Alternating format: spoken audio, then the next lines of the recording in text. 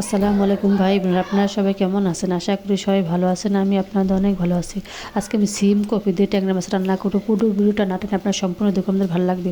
প্রথমে ঠিক করে বেশি দিন দেবেন রান্না করার তেলটা গরম হয়েছে। এবার 2 পেঁয়াজ রসুন বাটা দিয়ে তেলের সাথে মশলাটাকে খুব ভালোভাবে কষিয়ে নেব। মশলাটা কষানো শেষ, এবার দেবো পানি দিয়ে নাড়া দিয়ে দেবো। এবার দেবো 1 চামচ হলুদের গুঁড়ো, 1 চামচ মরিচের গুঁড়ো। হলুদ মরিচটাকে মশলার সাথে আমি কষিয়ে নেব। এবার দেবো স্বাদ মতো লবণ। মশলাটা কিন্তু কষানো শেষে এবার ধুয়ে রাখা ট্যাংরা মাছটা আমি মশলার ভিতরে দিয়ে দেবো।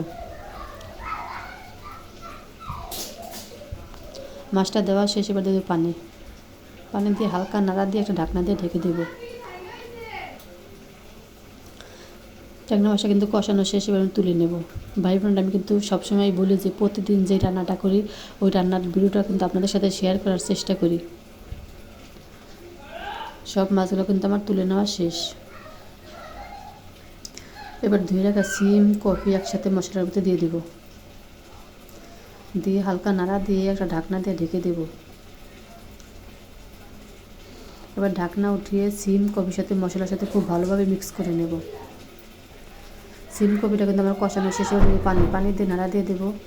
ভাইবোনেরা, সিম কপি দিয়ে ট্যাংরা মাছ রান্নাটা যদি আপনি ভালো লাগে লাইক দিয়ে সাবস্ক্রাইব করে চ্যানেলটার সাথে তখন বিভিন্ন রান্না দেখার জন্য। সিম কপিটা কিন্তু আমার সিদ্ধ হয়ে গেছে। এবার কষানো মাছটা আমি দিয়ে দেবো। এই যে ভাই বোনেরা দেখেন, এখন কিন্তু তরকারির কালারটা একরকম, আবার ধনিয়া পাতা দিলে কিন্তু কালারটা একটু চেঞ্জ হয়। অনেক সময় অনেকে মনে করেন যে আপু হলুদ মরিচ কম হয়েছে। না, যারা রান্না করেন তারাই জানেন। সিম কপি দিয়ে ট্যাংরা মাছ রান্নাটা আজকের মধ্যে এখানে শেষ করলাম। সবাই ভালো থাকবেন, সুস্থ থাকবেন। আল্লাহ হাফিজ।